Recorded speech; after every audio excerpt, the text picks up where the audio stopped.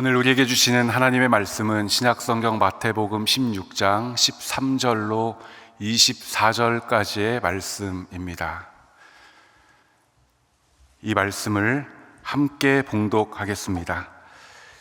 예수께서 빌립보 가이사랴 지방에 이르러 제자들에게 물어 이르시되 사람들이 인자를 누구라 하느냐? 이르되 더러는 세례 요한, 더러는 엘리야, 어떤 이는 예레미야나 선지자 중에 하나라 하나이다. 이르시되 너희는 나를 누구라 하느냐? 시몬 베드로가 대답하여 이르되 주는 그리스도시요 살아계신 하나님의 아들이시니이다. 예수께서 대답하여 이르시되 바요나 시몬아, 내가 복이 있도다. 이를 내게 알게 한 이는 혈육이 아니요 하늘에 계신 내 아버지시니라. 또 내가 내게 이르노니 너는 베드로라. 내가 이 반석 위에 내 교회를 세우리니 음부의 권세가 이기지 못하리라. 내가 천국 열쇠를 내게 주리니 내가 땅에서 무엇이든지 매면 하늘에서도 매일 것이요 내가 땅에서 무엇이든지 풀면 하늘에서도 풀리리라 하시고, 이에 제자들에게 경고하사 자기가 그리스도인 것을 아무에게도 이르지 말라 하시니라.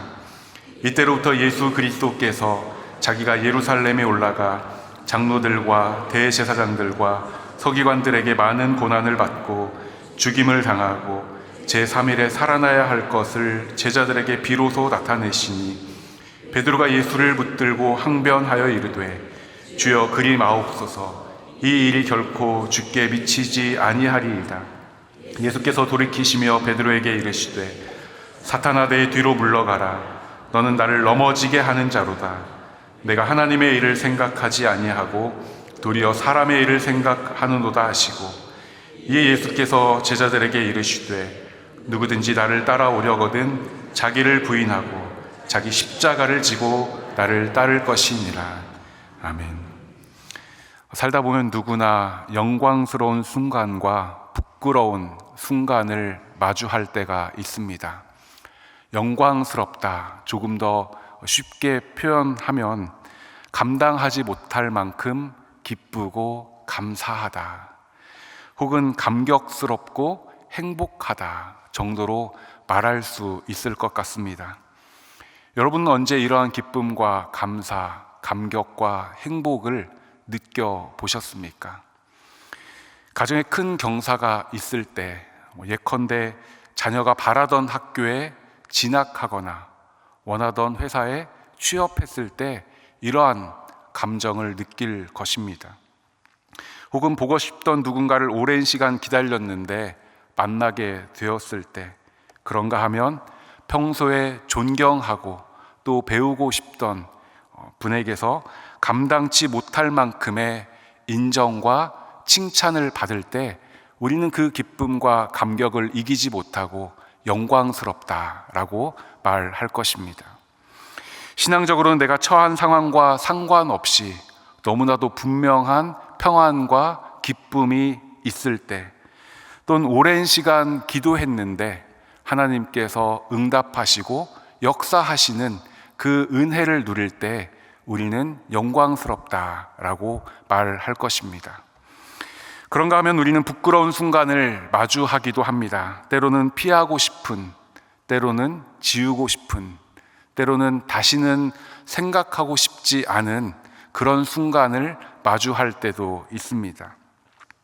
내 생각과는 다르게 무엇인가가 진행되었거나 내 본의와는 다르게 소통되었거나, 혹은 어쩔 수 없이 무엇인가를 감추었는데 그것이 마치 무엇인가를 의도한 것처럼 여겨질 때 우리는 부끄러운 순간을 마주합니다. 그 외에도 살다 보면 부끄럽고 다시는 생각조차 하고 싶지 않은 그런 순간을 마주하곤 합니다.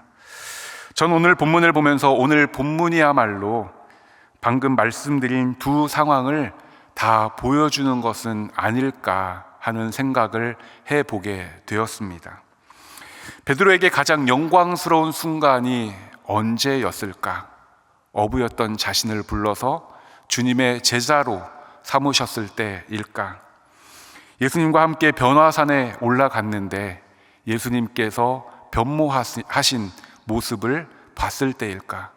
혹은 오병이어의 현장 가운데 자신이 함께하고 있는 그 모습을 발견했을 때일까? 아니면 자신이 잡은 물고기를 가지고 부활하신 주님과 함께 식사할 때일까? 그 어느 때라 해도 이상하지 않을 것입니다. 그런데 저는 오늘 본문 속에 나오는 신앙 고백과 이후 예수님께 칭찬받는 그 때가 아니었을까 하는 생각을 해 보았습니다. 반대로 베드로에게 가장 부끄러운 순간은 언제였을까? 다시 말해서 베드로가 성경에서 한 부분을 지운다면 어느 부분을 지우고 싶을까 하는 질문입니다. 많은 사람들 앞에서 예수님께 꾸지람을 받을 때일까? 혹은 예수님께서 잡혀가실 때 멀찌감치 따라가던 자신의 모습을 보았을 때일까? 혹은 예수님께서 신문당하고 계시는데 나는 예수님을 모른다고 3번이나 부인하고 달기 울었을 때일까? 이 역시 어느 때라 해도 이상하지 않을 것입니다. 그러나 저는 오늘 예수님께서 베드로 자신을 향해서 사탄이라고 부르며 물러가라고 책망하실 때가 아닐까 하는 생각을 해보게 되었습니다. 그래서 오늘 본문에 나오는 사건은 베드로에게 참 중요한 사건들이었고 우리에게도 귀한 교훈을 주고 있습니다. 사실 오늘 본문은 2가지의 내용을 함께 담고 있습니다. 먼저 앞에 나오는 내용은 베드로의 신앙 고백이 이루어진 장면이고, 뒤에 나오는 본문은 베드로가 예수님을 향해 항변하는 그런 장면입니다. 각각의 내용으로도 말씀을 나눌 수 있지만 저는 오늘 이렇게 상반된 2 이야기가 왜 연속해서 성경에 등장했을까를 생각하며 주님을 따른다는 것의 의미를 생각해 보고자 합니다. 먼저 본문의 앞쪽에 나온 내용은 베드로의 신앙 고백에 관한 것입니다. 예수님께서 제자들에게 사람들이 나를 누구라고 하느냐라고 물으십니다. 사람들이 예수님을 어떻게 생각하는지에 대해서 알 수 있는, 그리고 앞으로의 사역의 방향성을 생각해 볼 수 있는 좋은 질문입니다. 그래서 제자 중에 한 사람이 이렇게 대답합니다. 14절의 말씀입니다. 이르되 더러는 세례 요한, 더러는 엘리야, 어떤 이는 예레미야나 선지자 중에 하나라 하더이다. 참 좋은 대답입니다. 왜냐하면 이들 모두가 하나님 앞에서 귀하게 쓰임받았던 인물이고 동시에 사람들에게도 존경을 받고 있는 선지자들이었기 때문입니다. 다시 말해서 이 대답은 사람들도 예수님을 바라보면서 앞서 언급한 이들에게서 갖는 존경과 사랑을 비슷하게 갖고 있습니다 라는 의미일 것입니다. 그렇게 이 대답 자체가 예수님이 어떤 분이신지를 설명하기에는 부족하지만 사람들이 예수님을 어떻게 인식하고 있는가 하는 측면에서는 좋은 대답이었다고 할 수 있습니다. 그러나 이 대답이 예수님의 기대에는 못 미쳤던 것 같습니다. 그래서인지 예수님께서는 다시 물으십니다. 너희는 나를 누구라고 하느냐? 이 질문은 굉장한 의미가 있습니다. 왜냐하면 이 질문을 하고 있는 장소가 주는 의미가 있기 때문입니다. 13절을 보시면 지금 이곳을 빌립보 가이사랴라고 말하고 있습니다. 빌립보 가이사랴의 본래 이름은 바니아스였습니다. 그런데 헤롯 대왕의 아들이자 당시에 갈릴리의 분봉왕이었던 헤롯 빌립이 자신의 이름을 붙여서 빌립보라고 불렀고, 동시에 로마의 황제를 기리고자 도시를 확장하고 또 발전시켰습니다. 또한 도시 이름에 가이사랴라고 하는 황제의 칭호가 붙어 있는데 예수님 당시에는 황제를 신격화하여 숭배했습니다. 그래서 황제의 신전이 로마 제국 곳곳에 세워지고 황제에게 제사를 드렸습니다. 그런데 가이사랴라는 지명에서 알 수 있듯이 이 지역은 황제를 신격화하여 섬기는 문화의 중심에 있었던 곳이고 그만큼 황제의 권위와 영향력이 큰 지역이었던 부기였습니다. 뿐만 아니라 이곳은 세상의 화려함과 세상의 능력이 아주 힘있게 작용하고 있었습니다.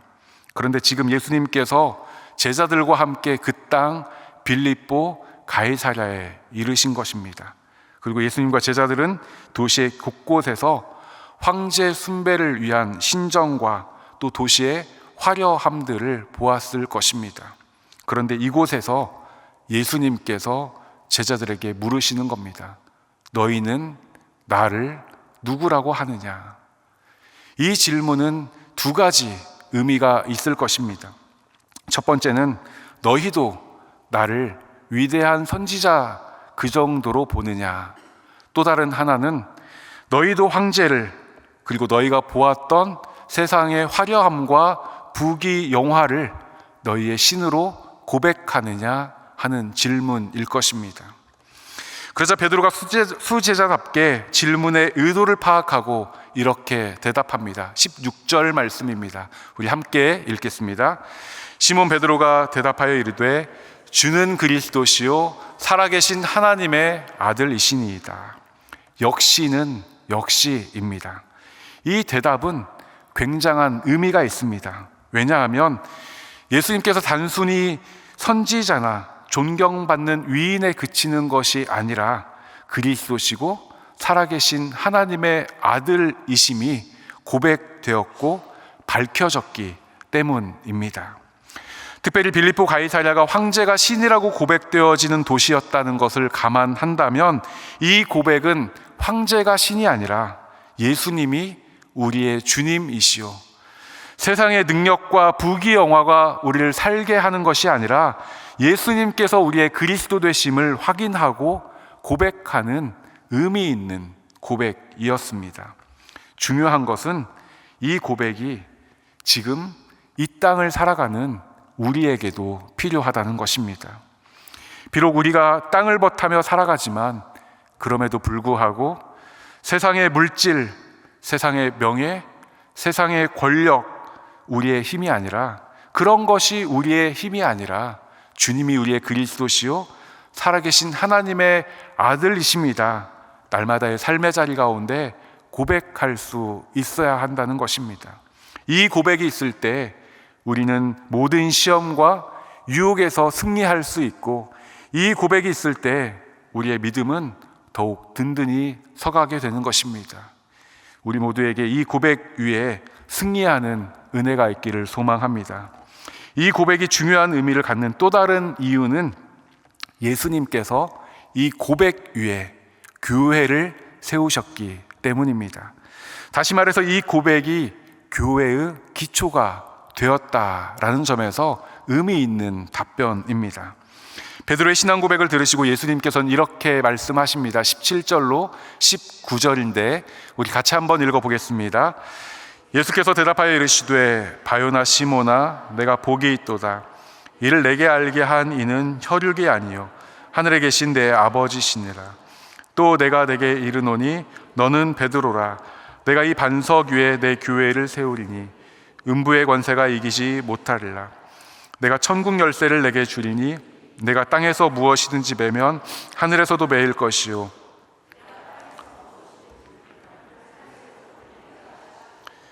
아멘. 베드로에게 있어서 얼마나 영광스러운 순간입니까? 선생님이라고 따라다녔던 예수님께서 자신을 칭찬하시며 교회를 세우시겠다 약속하시고, 뿐만 아니라 음부의 권세가 이기지 못할 것이다.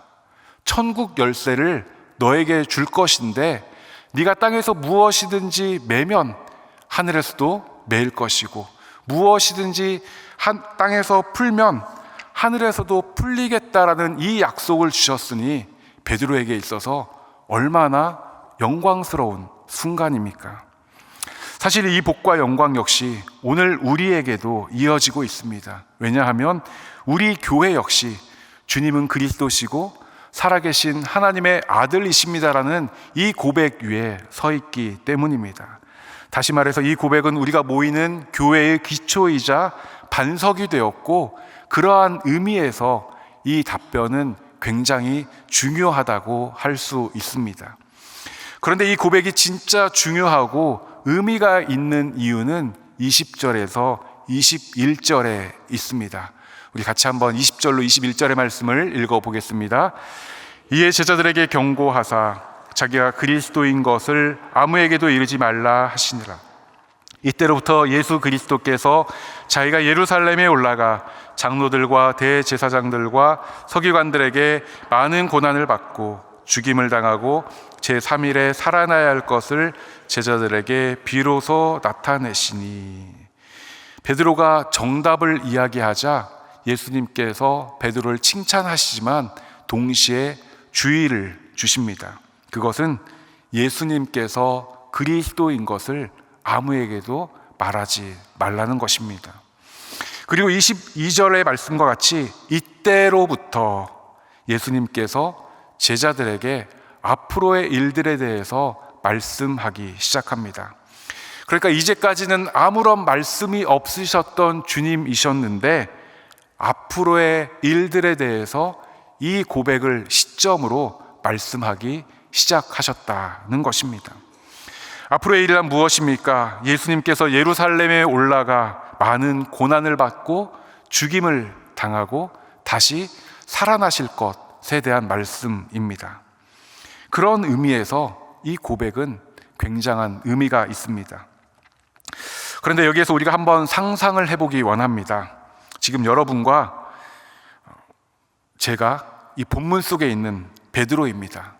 방금 우리는 예수님께 대단한 신앙 고백을 했고 예수님께서는 영광스럽기 그지없는 칭찬과 약속을 우리에게 하셨습니다.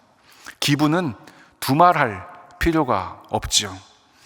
그런데 예수님께서 갑자기 이런 말씀을 하시는 겁니다. 내가 예루살렘에 올라가 많은 고난을 받고 죽임을 당할 것이고 이후에 부활할 것이다. 자, 우리가 지금 베드로라면 어떻게 반응하시겠습니까?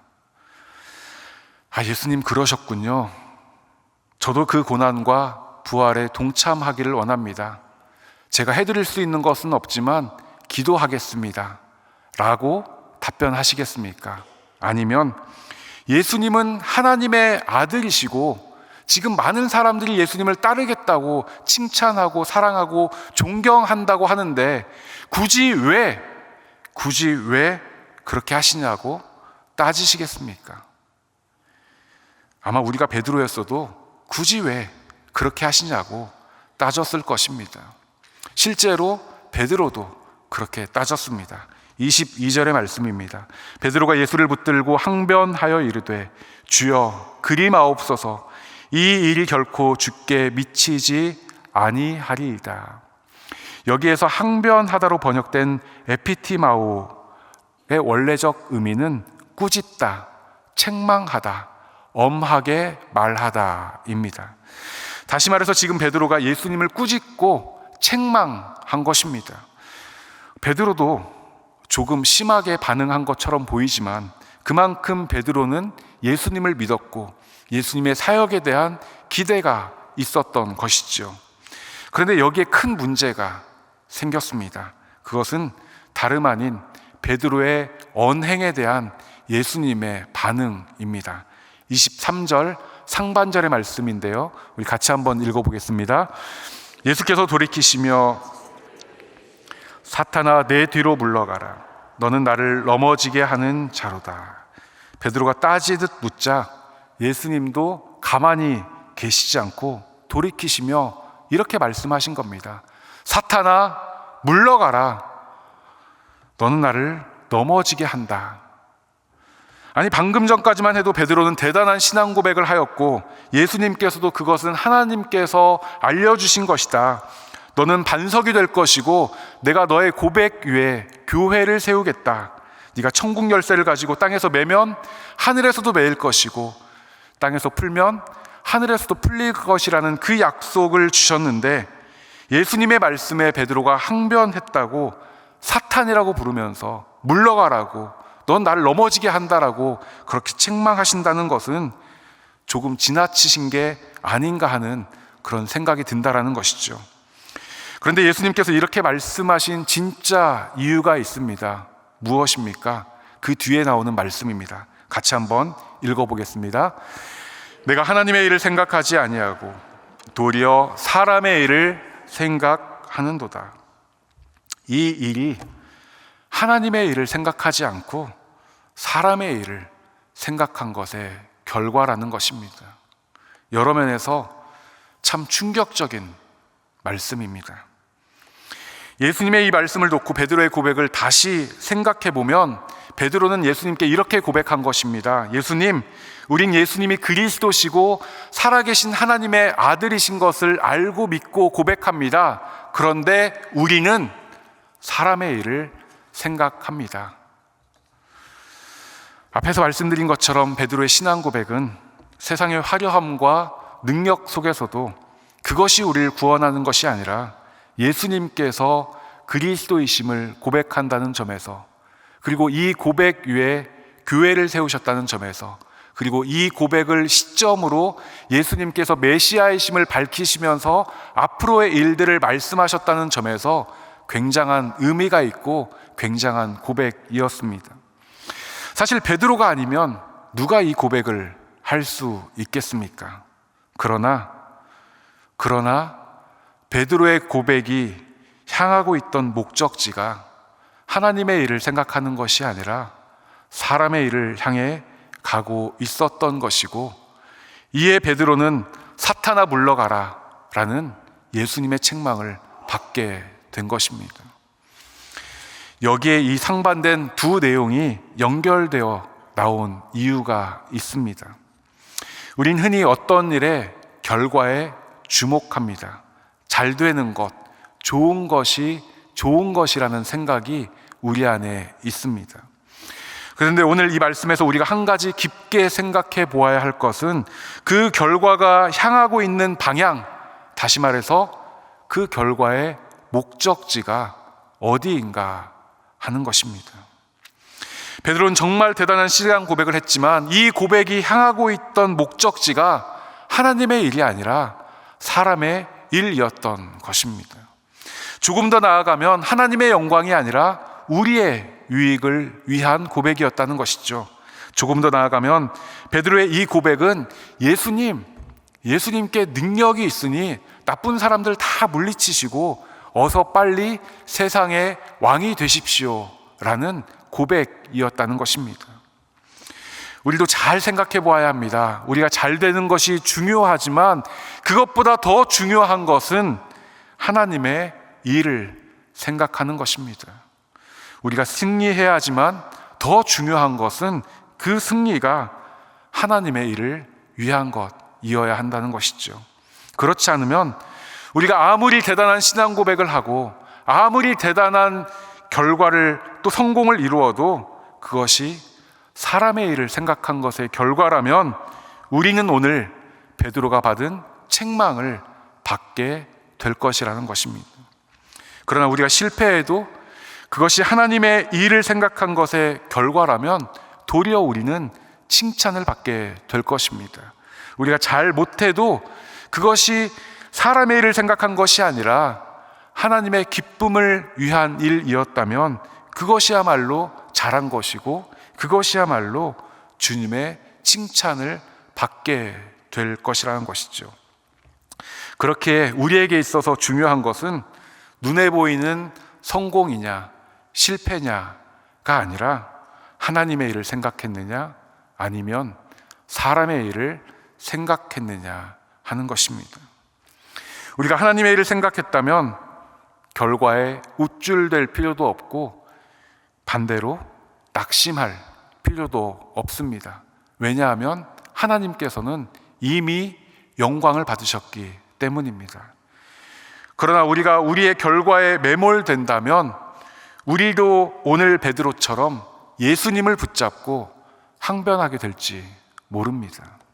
그렇게 잘 믿는다는 것은 사람의 일이 아니라 하나님의 일을 생각하는 것임을 우리가 기억해야 합니다. 잘 믿는다라는 것은 끊임없이 겸손해야 함을 우리가 기억해야 합니다. 왜냐하면 무너지는 것은 한순간이기 때문입니다. 사실 이것은 어느 분야나 마찬가지입니다. 잘 되는 것도 어렵지만 그것을 유지하는 것은 더욱 어렵습니다. 올라가기는 굉장히 힘들고 많은 노력이 필요하지만 내려오는 데는 아무런 힘이 들지 않습니다. 그래서 망하는 것이 한순간입니다. 베드로도 아무나 할 수 없는 정말 대단하고 정말 귀한 신앙 고백을 했지만 결국 그 기초와 목적이 사람의 일을 생각하다 보니 한순간에 물러가야 할 사탄이 되고 마는 것입니다. 그래서 예수님을 따른다라는 것은 다른 것이 아니라 자기를 부인하고 자기 십자가를 지고 가는 것입니다. 오늘 보면 24절의 말씀입니다. 우리 같이 한번 읽겠습니다. 이에 예수께서 제자들에게 이르시되 누구든지 나를 따라오려거든 자기 십자가를 지고 나를 따를 것이니라. 자기를 부인하고 자기 십자가를 지는 것이 예수님을 따르는 데 필요한 조건이라는 것이죠. 나를 부인하지 않고는, 다시 말해 나를 내려놓지 않고는, 내 생각을, 내 마음을, 내 주장을 내려놓지 않고는 주님을 따를 수 없고, 십자가의 사명을 감당하지 않고는 주님을 따를 수 없다라는 것입니다. 참 쉽지 않습니다. 왜냐하면 우리는 천국 소망 가운데 살지만 한편으로는 이 땅을 버타며 살고 있기에 사람의 일을 생각할 수밖에 없는 연약함과 부족함이 우리에게 있습니다. 그러나 하나님을 믿는다 하면서도 여전히 사람의 일을 생각하는 나, 하나님의 영광을 위한다 하면서도 여전히 사람의 일을 생각할 수밖에 없는 나를 인정하고 부인하지 않으면 결국 우리도 주님 왜 그러시냐고 예수님을 붙잡고 항변하게 된다는 것이죠. 그렇게 이런 나를 부인하지 않으면 예수님을 따르는 것이 아니라 결국은 나를 따르는 것이고, 그렇게 주님을 따른다는 것은 그러한 나를 끊임없이 부인하고 내려놓는 것을 의미합니다. 나를 내려놓아야 한다니까 조금 억울하십니까? 아닙니다. 그렇지 않으면 우리는 사람의 일을 생각할 수밖에 없는 연약한 존재입니다. 오늘 본문을 다시 봐도 누가 자기를 부인하고 자기 십자가를 지어야 하는가? 누구든지입니다. 다시 말해 누구든지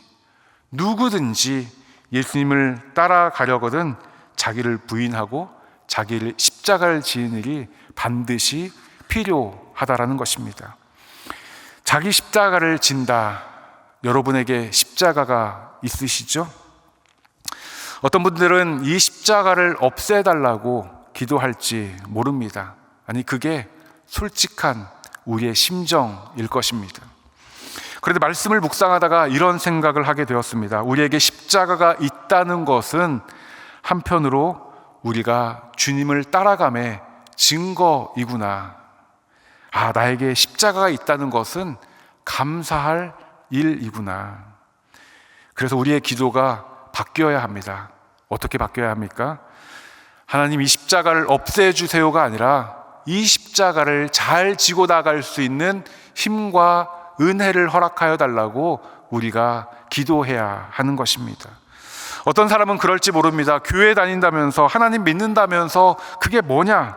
아닙니다. 십자가의 도가 멸망하는 자들에게는 미련한 것이지만 구원을 받는 우리에게는 하나님의 능력인 것을 기억해야 합니다.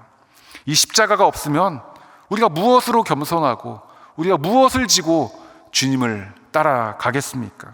그래서 바울은 예수 그리스도와 그가 십자가에 못 박히신 것 외에는 아무것도 알지 아니하기로 작정했다라고 고백하고 있고, 또 그리스도께서 약하심으로 십자가에 못 박히셨으나 하나님의 능력으로 살아계시니 우리도 그 안에서 약하나 너희에 대하여 하나님의 능력으로 그와 함께 살리라 라고 고백합니다. 십자가는 하나님의 능력입니다.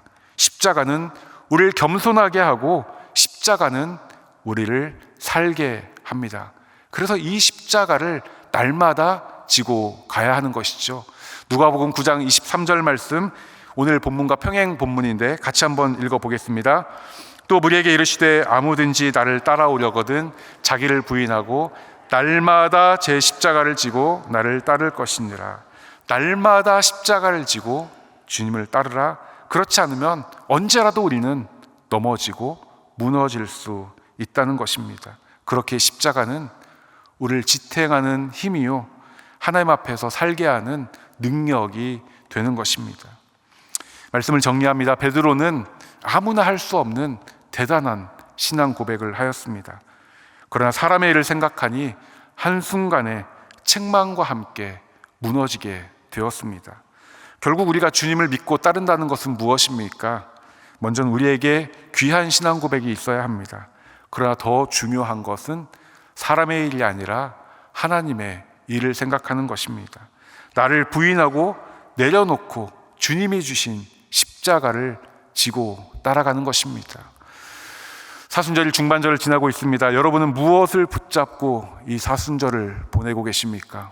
여러분은 무엇을 생각하며 이 사순절을 보내고 있으십니까? 원하기는 붙잡는 그것이 무엇이든 진정 하나님의 영광을 위한 일이기를 소망합니다.